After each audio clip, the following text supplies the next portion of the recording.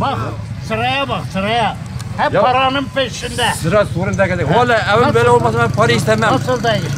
Evin böyle olmasa vallahi para istemem. Bak Türkiye çok şanslı.